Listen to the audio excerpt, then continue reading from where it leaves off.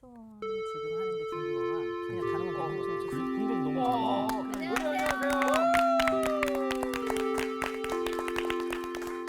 문 밖에 목사님의 실루엣이 딱 보이는 순간 와 가슴 벅차오르는 건 뭐죠? 진짜인가요? 와 이거 방송용이야. 난 노래할 줄 알았어, 오빠. 잘들 계셨죠? 네. 네, 반갑습니다. 네. 우리가 어려운 책 하고 있죠? 네. 무슨 책이죠? 로마서. 근데 우리가 처음부터 로마서가 너무 어렵다 하는 프레임에 시작해요. 그래서 많은 분들이 로마서는 어렵다. 예, 문장도 어렵고 단어도 어렵고 전반적으로 로마서는 어렵다 이런 생각을 갖고 있거든요. 근데 이제 로마서는 뭐예요? 문학 양식이 편지. 편지. 서신. 서신이잖아. 서신을 어렵게 쓰면 사람들이 못 알아볼까? 서신은 안 알라고 읽게 되죠. 보낸 그렇죠. 거잖아. 이해 서로. 못하겠죠. 서신은 본인이 서로. 읽으려고 그런 게 아니라 남을 이해시키려고. 위해서. 그렇죠. 그러니까 내가 갖고 있는 것을 남에게 그렇죠. 전달하는 서로. 거죠. 그래서 이제 왔다 갔다 하는 게 서신이잖아요. 그러니까 로마서가 어렵다는 그 프레임에 고정관념을 갇혀서 고정관념에 갇혀가지고 로마서를 어렵게 접근하거든요. 그래서 읽으면서 보니 벌써 1장부터 어렵다 이렇게 들어가면 이제 힘든 거예요. 우리가 지난번에 봤지만 로마서가 그렇게 어렵지 않아요. 않아요. 라고 외쳤지만 어려워. 어려워죠. 인형대회가 지난주 2주를 하면서 네, 진심이었어요. 자, 우선 지난번에 본 거는 로마서를 왜 썼나? 네. 그렇죠. 두 가지 이유라 그랬어요. 하나는 어떤 이유라 그랬죠? 두 가지 이유라고 그랬습니다. 하나님, 예수님을 아니고 하나님 아니고. 사도 바울이 어디 가서 복음을 전하고 싶어요? 스페인. 스페인. 스페인. 그래서 로마를 스페인 걸쳐왔죠. 그걸 이제 성경엔 서버나라고 그러거든요. 네. 그런데 그 지역에 가서 선교를 하려면 어느 교회가 도와줘야 돼. 로마 교회가. 로마 교회가. 그래서 로마 교회한테 나를 좀 거기에 보내달라. 보내달라. 그 보내달라는 말이 이제 풀타임 선교사로 보내달라는 말이거든요. 그러니까 로마 교회한테 나를 선교사로 스페인에 보내달라. 파송해달라. 서바나에 보내달라. 파송해달라. 예. 그게 이제 첫 번째 이유고 또 한 가지 이유는 복음을 전하다가 이제 3차 전도 여행까지 다 하다 보니까 이방인들은 복음을 들을 때마다 다 은혜를 받고 교회를 세우고 돌아오는 거야. 네. 근데 유대인은 자기가 가는 곳마다 따라다니면서 자기를 돌로 치기도 하고 죽이려고 그러고. 그래서 바울이 복음 전하면서 엄청나게 고난을 겪거든요. 근데 그 고난 중에 대부분은 유대인한테 받는 거야. 그러니까 이제 의문이 생긴 거야. 왜 유대인들은 저렇게 그리스도에 대해서 반역하고 이방인들은 왜 이렇게 돌아오나? 이제 그 문제가 너무 궁금한 거야. 그래서 그걸 로마서 9장에서 11장 사이에 그 문제를 다뤄. 그래서 하나는 선교적 동기, 하나는 민족적 동기. 이 두 가지 동기 때문에 로마서를 써요. 네. 그러면 이제 로마 교회는 어떻게 생겼을까? 사도 예쁘게. 바울이 세웠을까? 예쁘게 잘 지었죠. 아니죠. 그 믿음으로. 믿음으로 생겼는데 어느 로마에 있던 어떤 사람들이 어떤 날 예루살렘에 오죠. 네. 오순절 때. 네. 그래서 거기서 오순절 성령이 강림하고 거기서 뭘 들어요? 복음을 들어요. 그래서 돌아가서 세운 교회가 로마 교회. 교회. 되게 그래서 우연찮게 사도행전 2장에 보면 로마에서 온 유대인과 유대교의 입교자들 그 사람들이 예루살렘에 왔다가 돌아가서 교회를 세웠는데 그것이 뭐예요? 로마 야, 교회다. 근데 되게 은혜로 지어졌네요. 그럼요. 네. 네. 그래서 복음은 정말 예수님 말씀하신 대로 씨 뿌리는 사람의 비유처럼 바람에 날려가지고 누가 어느 때 어떻게 누구의 마음속에 들어갈지 모르는 거예요. 오늘 수업 복음 이야기 3강 복음과 하나님의 진노. 이슈가 뭐냐면 한 가지 1장에서 이슈가 되는 게 15절이야. 한번 볼래? 15절. 1장 15절. 1장 15절. 1장 15절 네. 제가 읽을까요? 예. 그러므로 나는 할 수 있는 대로 로마에 있는 너희에게도 복음 전하기를 원하노라. 자, 이게 문제가 되는 게 뭐냐면 로마는 복음을 알아요, 몰라? 알아요. 알고 있어요. 교회도 있는데. 8절 한번 보세요. 8절. 내가 예수 그리스도로 말미암아 너희 모든 사람에 관하여 내 하나님께 감사함은 너희 믿음이 온 세상에 전파됨이로라. 자, 이미 복음이 그 안에 들어가서 믿음 생활하는 게 어디까지 전파됐어요? 온 세상에. 네. 근데 복음이 왜 필요해? 다 전파됐는데. 그렇잖아요. 전파는 그다음에 또 됐는데 하나 이제 들어가지 못했다. 1장 8절 말고 15장 20절 한번 15장 20절. 뒤로 가서 15장 20절. 15장 20절. 15장 20절. 또 로마서 내가 그리스도의 이름을 부르는 곳에는 복음을 전하지 않기를 힘썼노니 이는 남의 터 위에 건축하지 아니하려 함이라. 자, 그럼 그걸 갖고 1장 15절하고 한번 비교해서 봐요.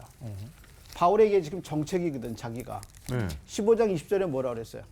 할 수 있는 대로 할 수 있는 대로 복음 전하기를 전하기를 원하노라. 예, 그렇게 얘기했죠. 1장 15절에는. 근데 15장 20절에는 뭐라 그랬어요? 복음이 들어가 있는 전하지 데는 가지 않기를 말라는 거죠. 힘썼노니. 자기는 복음이 이미 증거된 데는 가지 않겠다. 않겠다. 않기로 노력했다. 왜냐하면 뭐라 그랬어요? 그다음 말이. 남의 터 위에 건축하지 아니야. 그렇지. 남이 다 해놓은 거 자기 가서 숟가락 얹지 않겠다. 않겠다 그거잖아. 숟가락 얻는 거 싫어할 거야. 밥상 다 차렸는데 자기만 숟가락 하나 들고 가서 공로도 없는데 가서 바로 이 숟가락 같이. 표현이 여기서 나온 거예요. 되게 편한데 그 숟가락 얹는 거. 그러니까 사실. 이게 숟가락 얻는 것도 되게 어려워. 정의로 어려워요? 맞아. 어렵지. 숟가락만 갖고 다니면 숟가락 돼요. 얻는 거 싫어. 그러니까 숟가락이 없어. 숟가락이 없대. 없구나. 나 숟가락 항상 갖고 다니잖아. 15장 20절 이해하죠? 네, 네. 이해됩니다. 그러니까 8절하고 15장 20절 보면 1장 15절이 부딪히는 거야. 네. 그렇죠. 아니 자기는 15장 20절에 남의 터 위에 건축하지 않겠다. 복음이 있는 곳엔 자기가 가지 않겠다. 그렇게 얘기했잖아요. 해놓고 근데 1장 15절에는 자기가 지금 또 복음을 가겠다. 저갔다. 8절에는 뭐랬어요? 이미 로마 교회는 복음에 서가지고 믿음의 소문이 많이 퍼졌다. 근데 왜 가려고 그러느냐? 이제 그게죠. 그래서 로마 교회는 왜 복음이 필요한가? 복음이 있는데 왜 필요한가? 이제 세 가지 가능성이 있어요. 첫째 가능성은 뭘까? 차이? 차이. 복음의 차이. 복음의 차이. 질인가요? 질이 있을 수도 복음의 있죠. 질. 그러니까 왜 요한의 세례만 알더라. 아볼로가 그 요한의 시대에 세례 요한의 세례만 알더라. 근데 브리스길라와 아굴라가 데려다가 복음이 무언가를 가르쳐 준다. 그것처럼 로마 교회가 복음을 듣기는 했는데 이 평신도에 의해서 세워진 거잖아. 그러니까 복음을 완전히 깨닫지 못했다라는 관점이 있어요. 근데 이런 관점은 또 뭐의 문제냐면 8절에 보면 믿음의 소문이 많이 퍼졌다. 이렇게 얘기했거든.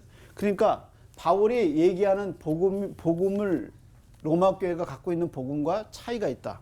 이렇게 생각할 가능성이 있어요. 근데 이런 가능성은 적은 게 왜냐면 사도 바울이 로마 교회에게 자기가 만난 예수님을 소개하거든. 그래서 복음이 뭔가를 설명하죠. 그러면 물어볼게요. 복음이 뭐죠? 예수님. 오케이. 지난번에 그랬죠. 첫째가 뭐예요? 예수님. 예수님. 근데 예수님이 반드시 두 가지 일이 있어야 돼요. 십자가. 그렇지. 부활. 십자가에 죽으셔야 돼. 그 다음에 부활이 또 없으면 뭐예요? 또 예수님. 부활. 부활. 부활. 부활. 그래서 이제 나중에 예수님이 어떻게 하세요? 승천. 승천. 그리고 승천하신 예수님이 다시 어떻게? 다시 돌아오시죠. 재림. 재림. 네. 예수님을 얘기할 때 이 네 가지가 빠지면 안 되죠. 그 다음에 이제 또 앞에 하나 더 넣으면 성육신. 아. 그러니까 예수님을 얘기를 하는데 예수님이 이 요소가 없어. 그 예수님 아니야. 그러니까 성경이 말하는 복음의 요소는 예수님이 반드시 성육신 하셔야 돼. 그래서 요한복음 1장 1절처럼 태초에 말씀이 계시니라. 이 말씀은 하나님과 함께 계셨으니 이 말씀이 하나님이다. 그래서 반드시 사람이 되신 예수님을 얘기를 해야 돼. 그분이 몸으로 오신 이유가 뭐예요? 십자가에 못 박히기 위해. 그리고 십자가에서 못 박히셔서 정신으로 부활한 게 아니라 뭐 육신. 몸으로 육신으로 부활하신 거예요. 그리고 예수님이 승천할 때도 뭘로 승천하셨어요? 육신. 사람의 육신. 몸으로. 그래서 올라간 그대로 내려오리라. 내려오시고. 그게 뭐야? 재림. 재림. 이미 예수님 우리와 함께 계시잖아요. 예수님 우리와 함께 계시잖아요. 여호와는 나의 목자시니 내게 부족함이 없으리로다. 내가 세상 끝날까지 너와 함께 있으리라. 그것은 예수님 우리와 뭐로 함께? 영으로 함께 있는 거거든요. 근데 그 영으로 있던 예수님이 육체로 오는 사건이 뭐예요? 재림. 재림이란 말이에요. 그러니까 성육신에서 요 재림까지 다 공통점이 뭐예요? 몸. 아. 그러니까 예수님이 성경에서 서신서에 보면 계속 예수님이 육체로 오는 것을 부인하는 것이 이단이에요. 그러니까 예수님은 몸으로 성육신 하셨고 사람이 되셨으니까 십자가에서 몸으로 죽으시고 부활도 몸으로 하셨고 승천도 몸으로 눈에 보이는 대로 오실 것도 몸으로. 그리고 그렇게 해서 우리도 죽은 다음에 우리의 몸이 다시 예수님처럼 부활한단 말이에요. 이게 전부 몸이거든. 몸. 예. 그 로마서에서 중요한 게 뭐냐면 몸이야. 예수님의 몸의 몸. 신앙. 그래서 예수님이 이렇게 몸으로 이제 부활하셨거든요. 근데 이렇게 이런 예수님이 로마 교회도 이렇게 믿고 있느냐? 이제 이게 이제 로마에 바울. 가야 할 이유다 하고 바울이 가능성을 하나 궁금했네. 얘기하는 거야. 두 번째 가능성은 뭘까? 저기 써 있네요. 뜻인데 변질. 변질. 변질. 뭐라고? 변질. 변질. 변질이 뭘 복음이? 변질한? 변했다는 건가요? 자기 생각이 바뀐 거죠. 아주 사람이 좋게 변하는 걸 뭐라 그러죠? 내가 답을 가르쳐 줬네. 변질이라고 좋게? 한 거고 변화. 좋은 쪽으로 바뀌는 걸 뭐라 그래? 변화. 나쁜 쪽으로 바뀌는 건 변질. 변질. 뉘앙스가 다르죠. 그러니까 추천 형제처럼 좋은 쪽으로 바뀌면 변화. 변화. 그리고 나쁜 쪽으로 바뀌면 변질됐다. 그럼 한번 보세요. 변질이야. 아, 그럼 나쁜 거네요. 그러면 그러네요. 나 왜 변질됐냐면 설립이 사도행전에 보면 평신도에 의해서 생기거든요. 네. 그러니까 전문적인 어떤 지식이 없었어. 그런 건 아니었죠. 예. 그러다 보니까 로마서를 쓸 당시에 설립에서 이때까지 약 30년의 간격이 있어요. 그러면 30년이면 변할 수 있지 않겠냐? 그래서 변한 교회들이 있었어. 이거 어떤 교회? 갈라디아 교회. 그래서 처음에 바울이 뜻과 갈라디아 교회 좀 편지 달라요. 쓰면서 눈앞에 십자가가 있거든 너희가 어떻게 이렇게 쉽게 변하느냐 하고 어허. 책망하거든요. 또 어느 교회가 변했을까? 에베소 에베소 교회가 정말 에베소 교회가 뜨거운 교회였거든요. 아하. 근데 뭘 잃어버렸다 그랬어요? 초심. 첫사랑, 초심. 첫사랑. 그 교회를 세웠던 그 목적을 잃어버린 거예요. 그러니까 교회는 무서운 게 변질되는 거야. 처음에 세웠을 때 그 뜨거움과 그 바른 진리 그런 데서 교회가 어느 날 보니까 10년, 20년, 30년 한 세대가 바뀌고 다음 세대가 바뀌어 보니까 껍데기만 남은 거야. 진짜 그게 변질이에요. 행사만 남았고. 그리고 복음이 없어졌어. 그러니까 로마 교회가 두 번째 가능성 뭐예요? 변질. 변질의 변질됐을 가능성이 가능성. 있겠네요. 그래서 많은 분들은 이제 여기 두 번째에다 포커스를 두죠. 로마 교회가 변질됐다. 근데 바울 입장에서도 두 번의 저런 상황이 있었으니 로마 교회도 그러지 않을까 해서 한 번 더. 그래서 많은 분들이 이제 해석할 때 두 번째에다 초점을 두죠. 근데 로마 교회 안에서 변질됐다라는 그 문제는 있어. 로마 교회 안에가 문제는 있는데 변질됐다라는 흔적보다는 세 번째 가능성이 있어요. 무슨 가능성일까? 5절 한번 볼래? 바울이 5절이요? 5절. 5절이야. 자기가 한 말이에요. 5절. 5절. 1장 5절이죠. 1장 5절이요? 예, 읽어보실래요?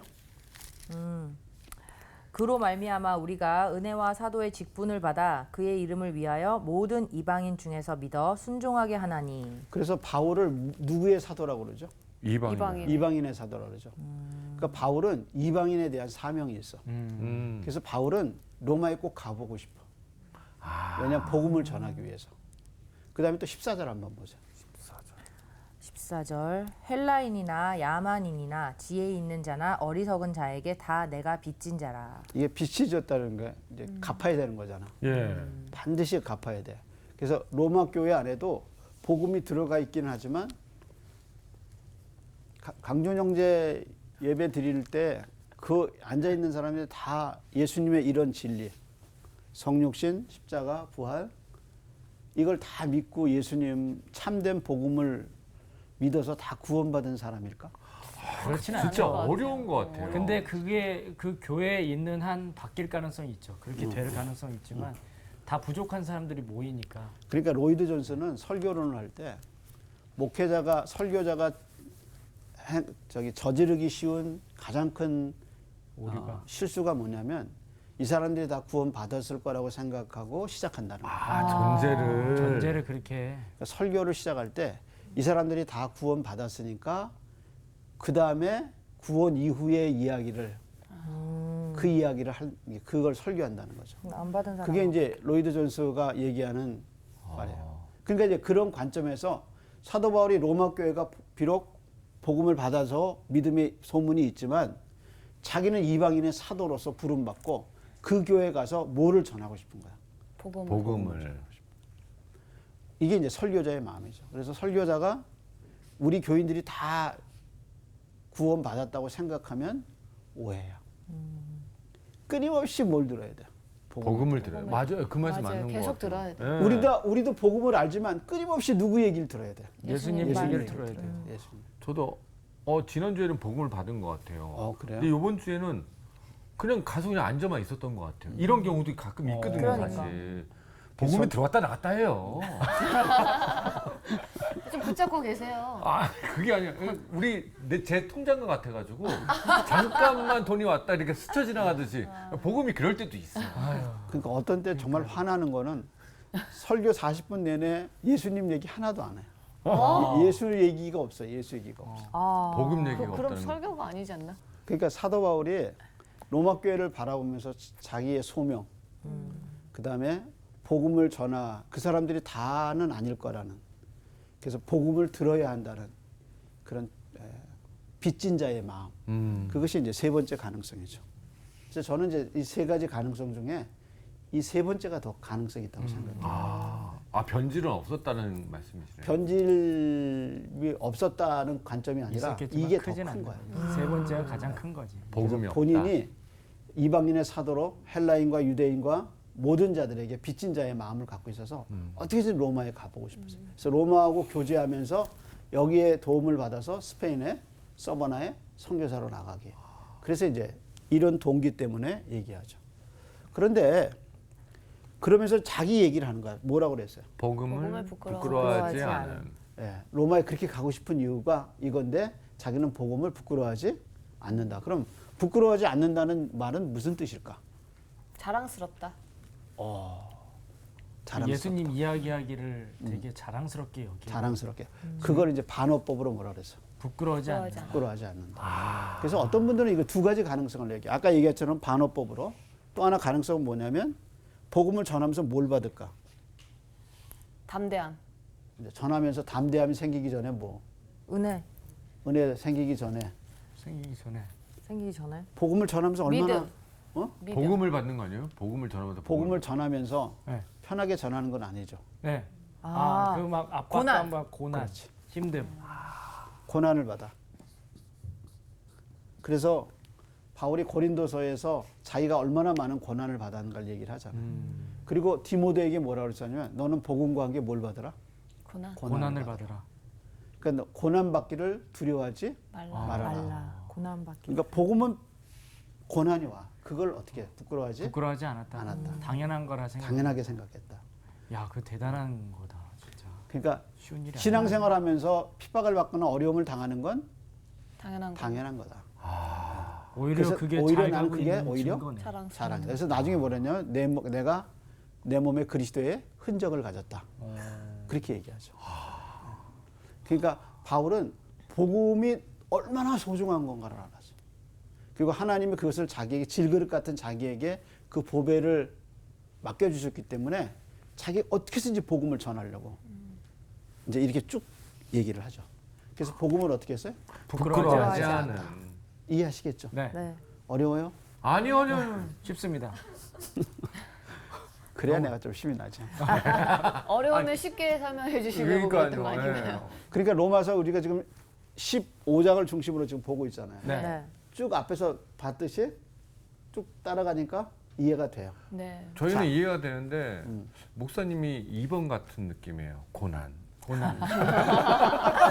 아니야, 근데 결국에는 그치 이 고난을 부끄러워하지 않는. 그래도 계속 전하는 거야 우리한테. 막 전하고 있는 거야. 너 한번 복음을 느껴봐라. 그러면 우리들은 너무 어려워요. 계속 이제 청산 뉴스다. 말만 잘해. 근데 적용이 너무 좋네요. 네. 정말 이렇게 말씀을 가르치다 보면 정말 어떤 때 힘들 때도 있어요. 이거 어떻게 이해를 시켜야 되나, 어떻게 이해해야 되나. 그런데 즐거워요, 이게. 네. 자, 그러면 그 다음에가 뭐죠? 바울의 논리 전개 방식. 그러니까 바울은 로마서에 논리가 있어요. 수학 공식 같은데 뭔가. 복음은 뭐다? 근데 여기까지 이제 복음을 두려워하지 않는다 그랬죠. 네. 예. 그런데 17절 한번 보세요. 17절. 1장 17절. 네. 왜 복음을 그렇게 자랑스럽게 여겼냐? 복음에는 하나님의 의가 나타나서 믿음으로 거기서 제일 중요한 날이에요. 복음에는 뭐가 나타나? 하나님의 의가 의가. 나타나서 그다음에 믿음으로 믿음에 이르게 하나니 기록된 바 오직 의인은 믿음으로 말미암아 살리라 함과 같으니라. 자, 그럼 복음에는 뭐가 있어요? 의. 하나님의 의. 하나님의 의. 의. 의의 반대가 뭐지? 불의. 잘했어. 뭐예요? 불의. 그러면 1장 18절 한번 보세요. 모든 경건하지 않음과 불의. 18절. 네, 하나님의 진노가 불의로 진리를 막는 사람들의 모든 경건하지 않음과 불의에 대하여 하늘로부터 나타나나니. 자, 하나님의 진노가 어떤 사람에게 나타났어요? 불의로. 불의로. 불의를 행하는 사람. 예. 그럼 진리를 여기 막는 보세요. 사람들. 하나님의 의가 어떻게 나타났어요? 불의. 불의를 행하는 사람이에요. 진리를 불의로 바꾸는 사람에게 나타났거든요. 그게 이제 불의라는 말이 나왔어. 근데 이 불의를 갖고 있으면 사람이 죽어. 지옥에 가. 근데 하나님의 의는 사람을 살리죠. 생명. 생명을 주니까. 그러면 복음에는 뭐가 나타났어요? 생명. 복음에는 하나님의 의가 나타나서. 그래서 17절 마지막에 뭐라 그랬어요? 쭉 오직 하고 의인은 믿음으로 말미암아. 그다음 말이에요. 믿음으로 말미암아 살리라. 살리라. 이 생명이 들어가는 거예요. 그러니까 복음에는 하나님의 의가 나타났고 그게 생명으로 이어. 그게 어디로 생명으로 이어져. 근데 불의는 사람을 죽여. 그러니까 바울은 논리가 있어. 그 논리가 뭐냐면 이런 거죠. 지워도 되죠 이거? 네. 복음은 누구에게 나타나? 사람에게 나타나. 사람에게. 그렇죠? 사람에게. 근데 이 사람이 상태가 어떤 걸 알아야 돼. 그러니까 복음을 얘기하잖아. 네. 근데 이제 이 복음이 사람에게 닿는데 사람이 자기가 어떤 상태인지를 알아야 되는 거야. 이거 자기 상태. 내 상태를 알면 일명 MRI인가요? 그렇지. 자기를 스캔해 봐야 돼. 아, MRI예요. 의사가 네. 선생님 암이에요. 내가 무슨 암이야? 이렇게 건강한데. 네. 근데 이제 MRI 찍은 거, 결과를 보면 결과, 나오죠. 또 췌장 찍은 거 보여주면서 선생님 여기에 뭐가 암이 있어요? 있습니다. 암이 있어요. 눈에 보여 안 보여? 보이죠. 아니 그러니까 그냥은 안 보이지. 네, 스캔을 보여요. 해야죠. 근데 스캔 찍은 거 자기가 본다고 보여? 아니죠. 전문가가 그거- 봐요. 그거 보고 내가 알면 내가 의사. 의사지. 알것 같지 선생님 이거 하고 가르쳐줘, 알려줘도 않아요? 네. 잘 몰라요. 몰라. 근데 그냥 전문가 검은색이 눈에는 흰색이고. 보이는 거야. 그 사람 상태가 보이는 거야. 예, 그 전문가가 바울이라는 얘기인가요? 그렇지. 아하. 그러니까 바울이 복음을 전하는데 그 사람들의 왜 사람이 복음이 필요한가를 이제 오늘 어떻게 해야 따라 돼? 너무 잘하는데. 스캔해야 돼요. 그러니까 사람들에게 복음이 왔는데 사람에게 복음을 줬는데 이 사람이 복음을 필요로 하기 위해서는 어떻게 자기 상태를 알아야죠. 알아야 돼. 아, 자기를 알아야. 자기를 알아야 돼. 이게 무슨 말이냐면 죄의 상태란 말이에요. 그러니까 복음은 누구에게 필요한 거야?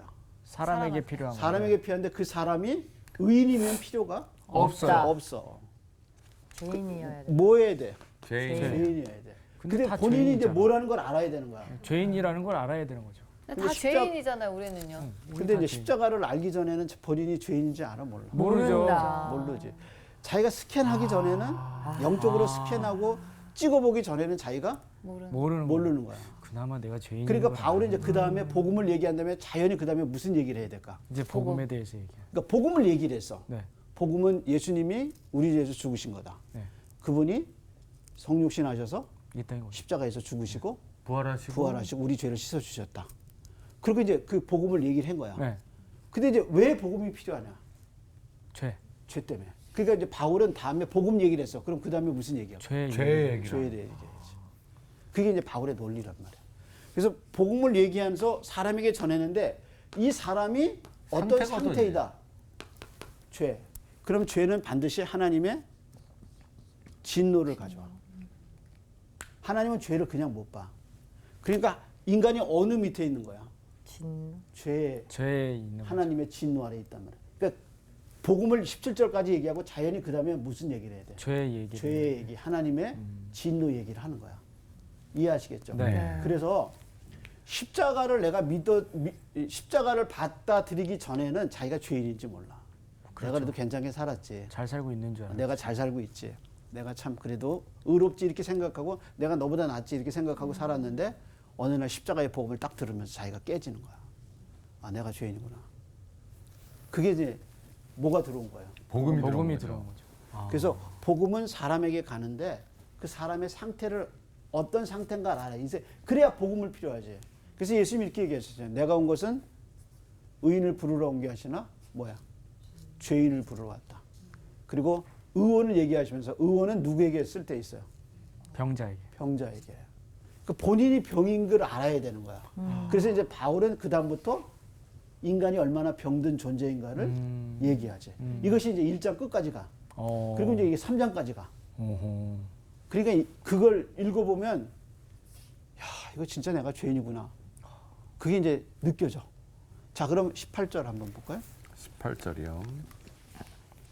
모든 경건하지 않음과 불의. 하나님의 진노가 불의로 진리를 막는 사람들의 모든 경건하지 않음과 불의에 대하여 하늘로부터 나타나니라. 이는 하나님을 알 만한 것이 그들 속에 보임이라. 하나님께서 이들 그들에게 보이셨느니라. 아, 참 잘하셨어요. 지금 바울의 논리가 그러면 내가 이런 상태인 걸 어떻게 알 수 있어요? 자기를 스캔해 줘야 되잖아. 네. 그러니까 MRI 이제 찍어야죠. 하나님 뭘 보여주신 거야? 진리를. 진리를 보여주셔. 그러니까 복음이 사람에게 갔는데 이 사람의 상태가 지금 안 좋은 거야. 그래서 자기 상태가 안 좋은 거 알려면 뭘 들어야 돼? 진리를. 진리. 그러니까 하나님이 이 진리를 안 알려주고 너 죄인이다 그러면 내가 죄인인지를 모르죠. 모르죠. 네. 그렇잖아요. 그러니까 옛날에 스캔하기 전에는 자기가 뭘로 죽는지도 모르고 죽은 거야. 그렇잖아요. 그럴 수 있죠. 뭘로 죽었는지도 모르고 죽는 네. 거야. 의학이 발달된 그냥 거야. 아프니까 죽는 거예요. 그러니까 그것처럼 진리가 자기 상태를 알려면 하나님이 뭘 알려주셔야 돼? 진리를 알려줘야 돼. 진리를. 그게 이제 바울이 아하. 그래서 이제 진리가 뭐냐면 하나님의 말씀. 계시야. 계시. 근데 이제 하나님이 이 계시를 둘로 보내주셔. 그게 이제 바울의 논리야. 그래서 스캔할 수 있도록 하나님이 진리를 가르쳐 주셔. 근데 하나님의 진노가 여기 보세요. 18절에 보면 뭐라 그랬어요? 하나님의 진노가 하늘로부터 나타나니 그랬죠? 2장 5절 한번 보세요. 다만 내 고집과 회개하지 아니한 마음을 따라 진노의 날 곧 하나님의 의로우신 심판이 나타나는 그날에 임할 진노를 내게 쌓는도다. 자, 그러면 하나님의 진노가 이미 왔어. 예. 우리에게. 하나님의 진노가 이미 우리에게 왔어. 근데 이 진노가 또 앞으로 어떻게 진노의 날이 올 것이다. 올 거야. 그러면 인간은 어떻게 했냐면 하나님의 진노 아래 살아. 내가 이렇게 살아가. 그다음 마지막 날에 하나님의 진노가 또 여기에 와. 그러니까 나는 지금 어느 밑에서 있는 거야? 그냥 하나님의 진노 아래. 밑에 있어요. 죄 아래 있는 거죠. 그래서 하나님의 진노 아래 있다는 말이 그걸 가장 확실하게 나타내는 말이 뭐냐면 인간이 다 뭐야? 죄인이다. 죄인이고 죄인은 어떻게? 죽음이다. 그래서 인간이 다 죽는 이유가 뭐냐? 하나님의 심판 때문에 죽는 거야. 그래서 하나님의 진노 아래 우리가 살아가는데 그걸 모르고 있는 거야. 진노인지도 모르고 있는 진노인지도 모르고 사는 거죠. 그래서 이제 그 진노, 인간이 죄인이라는 것을 이제 하나님이 우리에게 보여준 거야. 이게 이제 바울의 논리죠. 그러면 뭘 보고 알 수 있느냐? 네, 네. 그다음에 자, 그다음에 몇 절을 보시냐면 드디어 이제 20절. 19절에 보면 이는 하나님을 알 만한 것이 그들 속에 보임이라. 보임이라. 하나님이 이를 그들에게 어떻게 했어요? 보이셨어요. 보이셨다. 그러니까 어떻게 보이셨나 이제 네, 그다음에 그게 읽어보세요. 중요하지. 20절. 창세로부터 그의 보이지 아니하는 것들 곧 그의 영원하신 능력과 신성이 그가 만드신 만물에 분명히 보여 알려졌나니 그러므로 그들이 핑계하지 못할지니라. 그러니까 하나님이 나는 하나님 몰라라고 말할 수 없도록 하나님 우리에게 계시를 주셨다는 거예요. 그게 뭐죠? 뭐지? 되게 궁금하네. 그게 뭐죠? 뭐예요? 20절에 나오잖아. 20절에 영원하신 능력? 네, 그 영원하신 능력을 어디다 담아놨어. 그게 뭘까? 신성이 그가 만물에 만물에 오케이.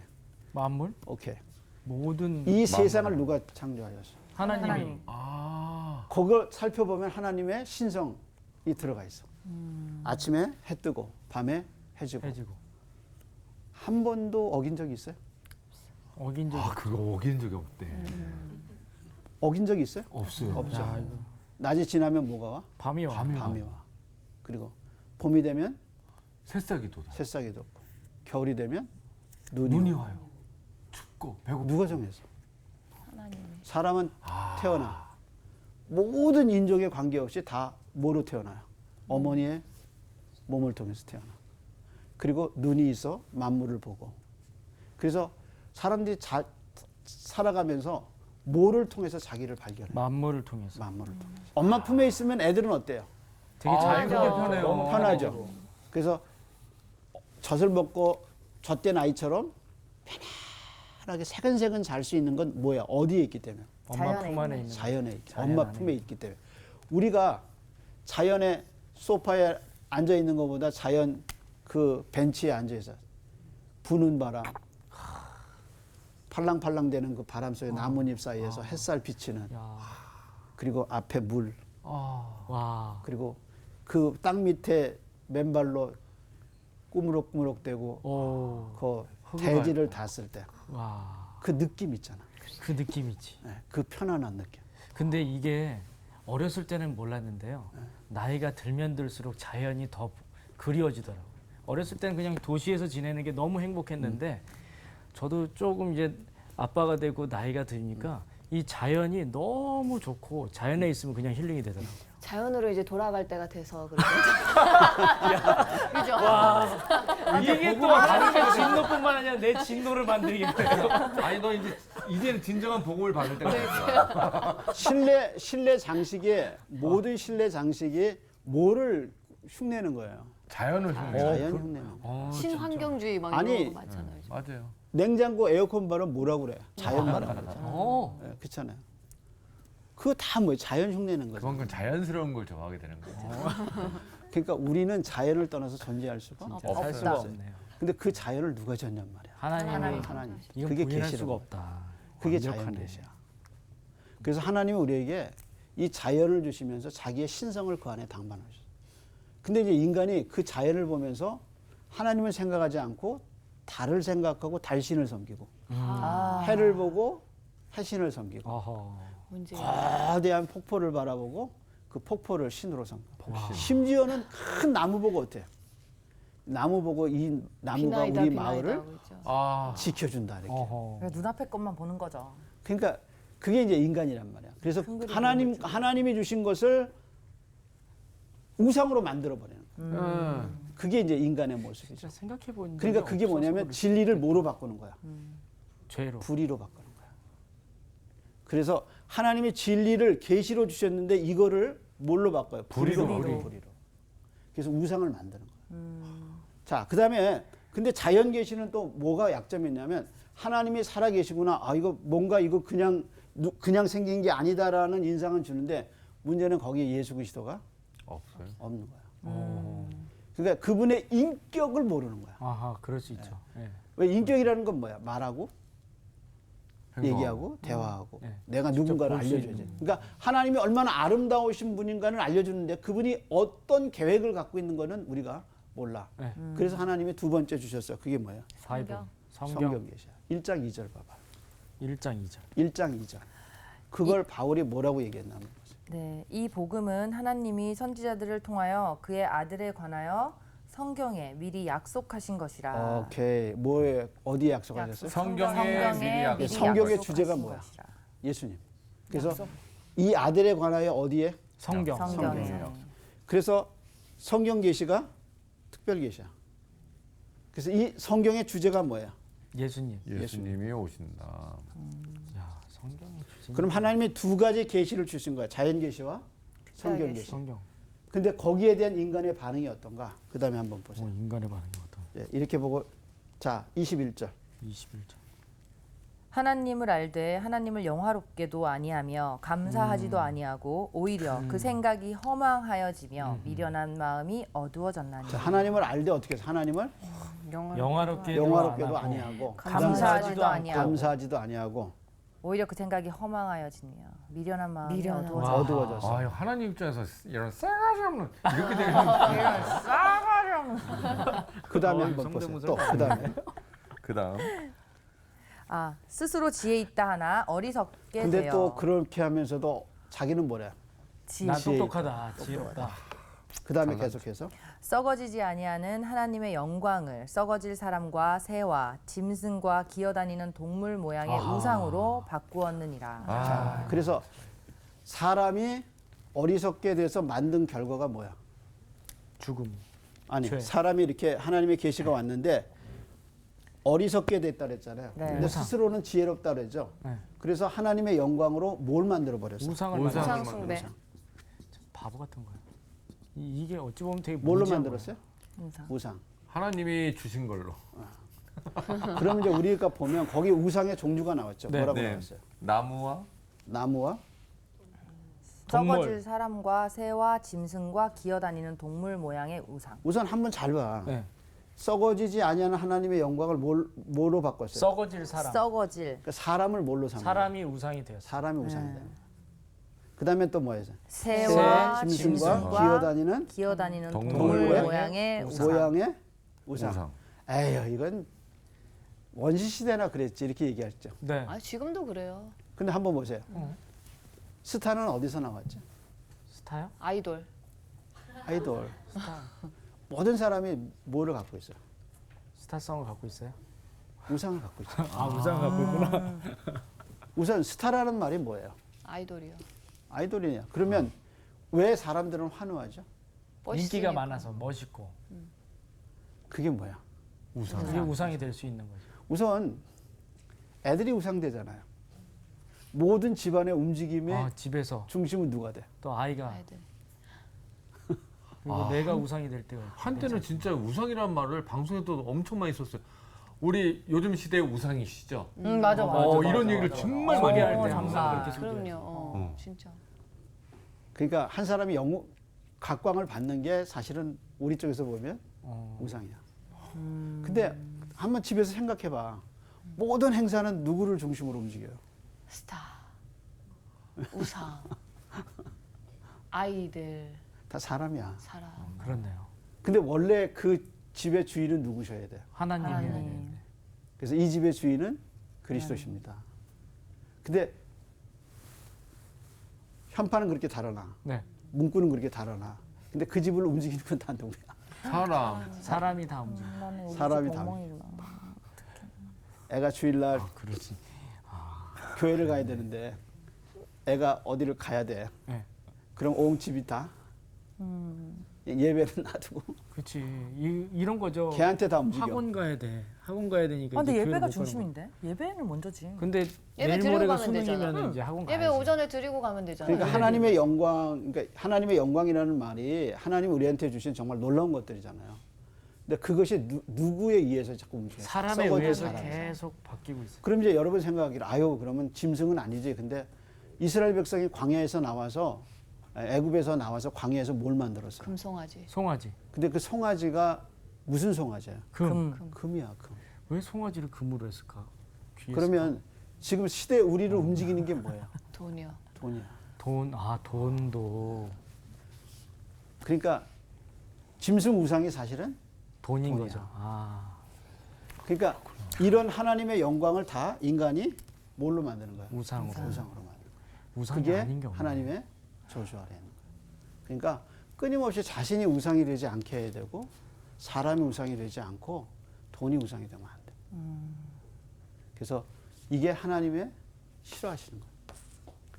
자, 오늘은 여기까지. 감사합니다. 너무 어렵지 않아요. 마지막